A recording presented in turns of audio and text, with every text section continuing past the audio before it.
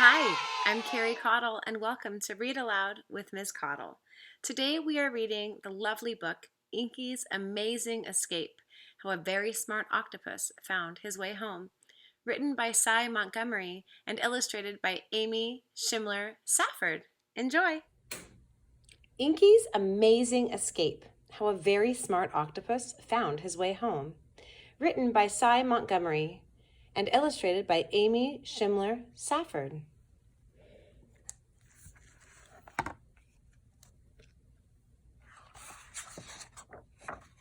A Paula Wiseman book, published by Simon & Schuster Books for Young Readers.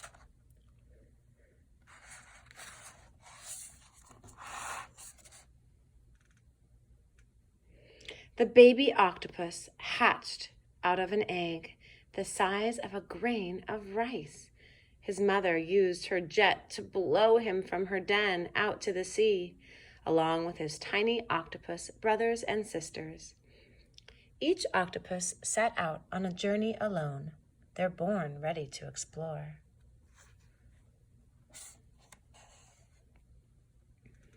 For weeks, the octopus rode the currents of the Pacific Ocean.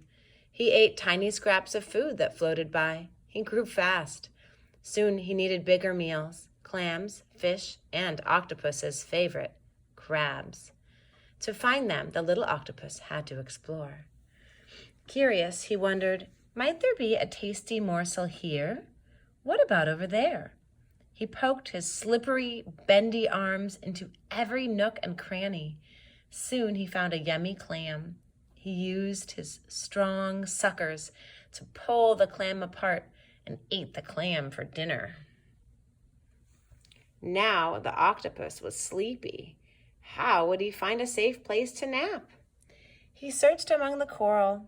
He found a crack that led to a little cave. In went one arm, 2 arms, 4 arms, 8. Good night.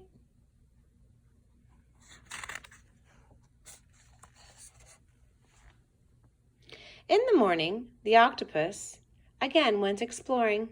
What would he find today? He could both feel and taste with his suckers.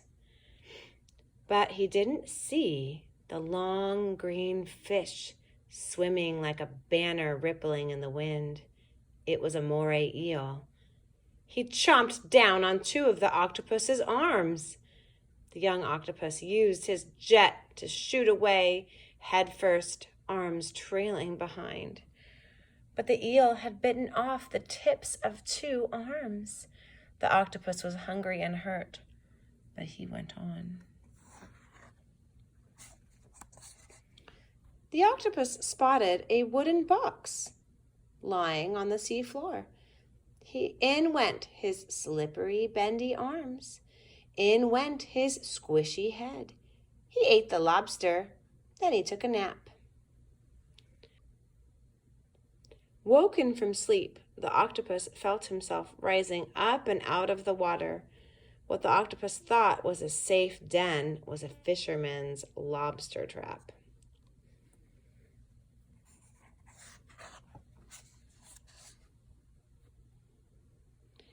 "You aren't a lobster," the fisherman exclaimed.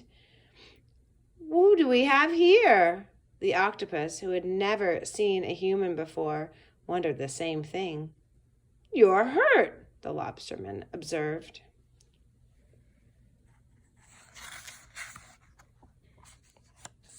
He decided to take the little octopus to the aquarium.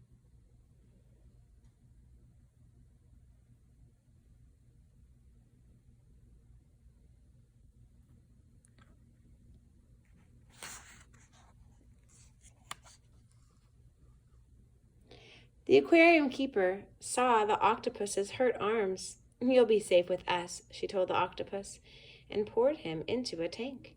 She named him Inky because when they're scared, octopuses can squirt ink. But the little octopus wasn't scared. He was ready to explore. He felt and tasted the glass and all the corners with his slippery, bendy arms and his strong suckers. He crawled to the top of the tank and looked up at the keeper. She handed him his favorite snack, a yummy crab. Now they were friends.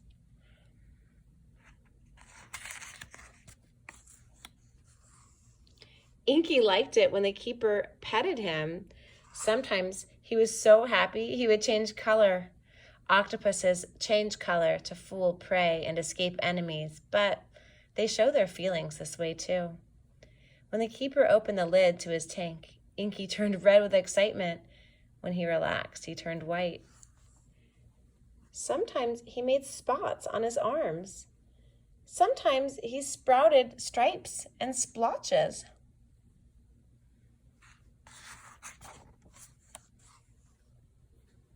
Inky felt better. He had fun in his tank. The keeper gave him dried corals, pots, and jars to explore. Inky poked his slippery, bendy arms into all of them. Sometimes he'd squeeze his squishy head inside. Sometimes the keeper gave Inky toys. Inky liked to take apart Lego blocks and put them back together. He liked playing with Mr. Potato Head. One time with his suckers, he pulled off Mr. Potato Head's eyes and handed them to the starfish in his tank.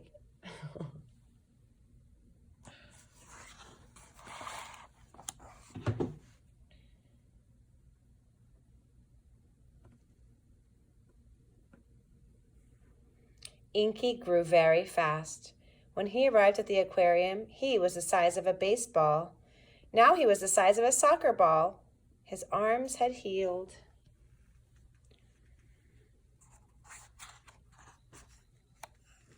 Inky was always exploring. One night, the keeper forgot to close the lid to Inky's tank tightly enough.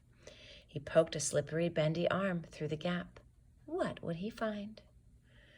First one arm, then another, and another. Then all 8 arms climbed out of the tank. Finally, his squishy head was out too.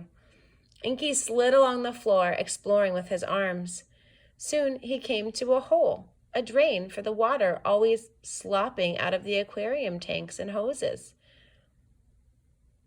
Where would the hole lead? There was only one way to find out.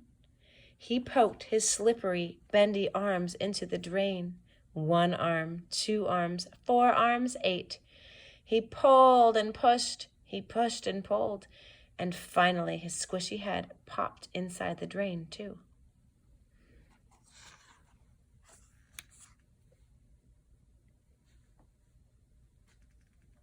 Where do you think he's going?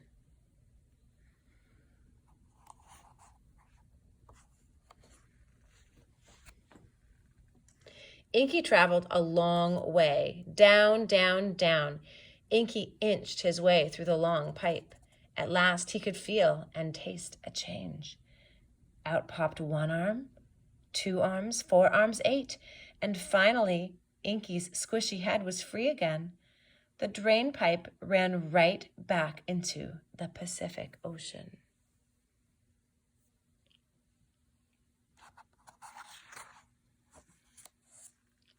And that's where Inky is today, still ready to explore.